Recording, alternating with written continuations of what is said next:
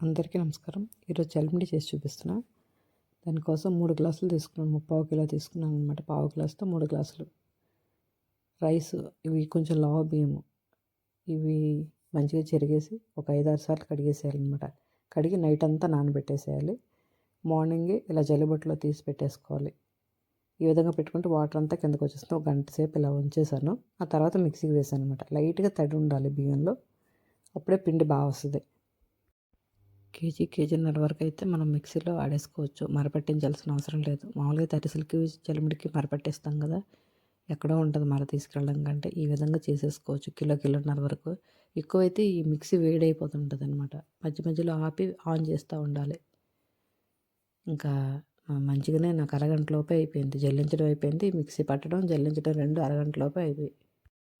చాలా రోజుల నుంచి చలిమిడి చేద్దాం అనుకున్నాను. కరెక్ట్గా కార్తీక పౌర్ణమి టైం కుదిరింది నాకు. ఇంకా అమ్మవారికి నైవేద్యంగా కూడా పెట్టాను.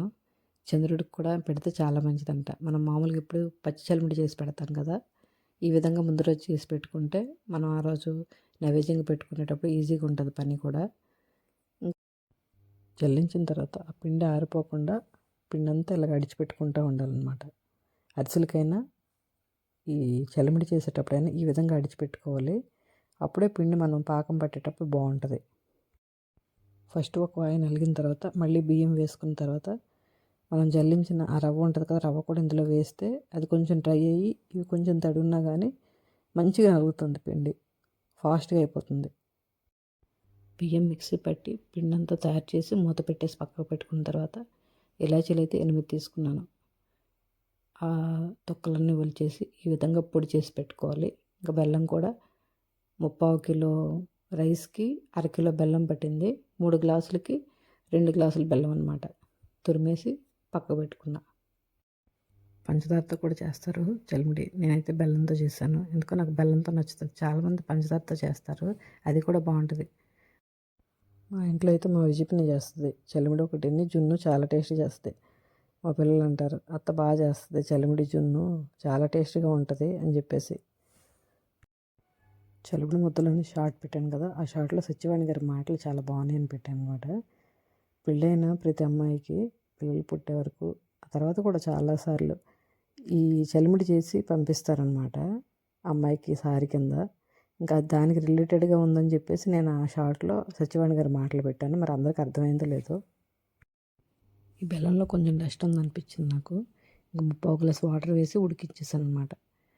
కరిగిన తర్వాత ఈ విధంగా ఫిల్టర్ చేసిస్తే ఆ డస్ట్ అంతా ఉండిపోతుంది. ఇంక ఇది పాకం పెట్టేసుకోవడమే. ఉండపాకం రావాలి. మరీ టంగుమన్నట్టు వస్తే మనకు అరిసెలకు వస్తుంది అనమాట. జస్ట్ ఉండలాగా అయితే చాలు, వేసేయచ్చు. కొన్ని జీడిపప్పులు కూడా తీసి పెట్టుకున్నాను. కొబ్బరి కూడా కొన్ని ముక్కలు కట్ చేసి పెట్టాను.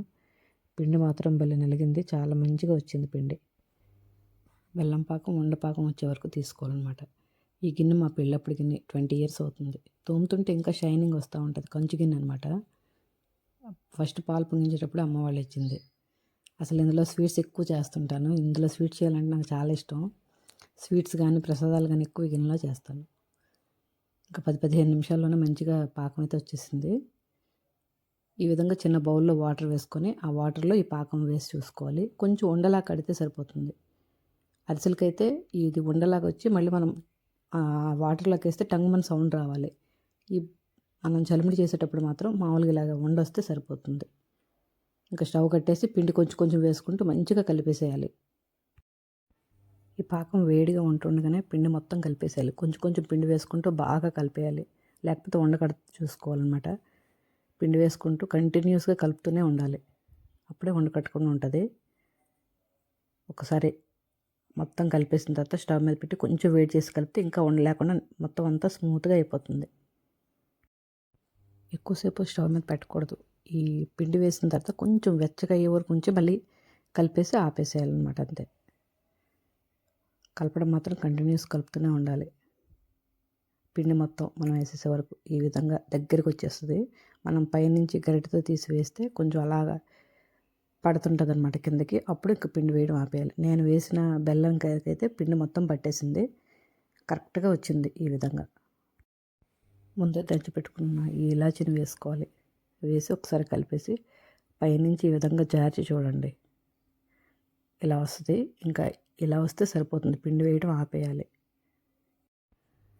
చలిమిడికి ఎప్పుడైనా ఆవు నెయ్యి వేసుకుంటే బాగుంటుంది. నేను ఆవు నెయ్యి వేసాను. ముందు 50 గ్రామ్స్ వేసి జీడిపప్పులు బ్రౌన్ కలర్ వచ్చే వరకు వేయించి అందులో వేసుకున్న తర్వాత మళ్ళీ కొబ్బరి ముక్కల కోసం ఇంకో 50 గ్రామ్స్ వేసి కొబ్బరి ముక్కలు బ్రౌన్ కలర్ రావాలన్నమాట, వచ్చే వరకు ఫ్రై చేసుకోవాలి. ఫ్రై చేసుకొని ఇంకా చలిమిడిలో కలిపేసేయాలి.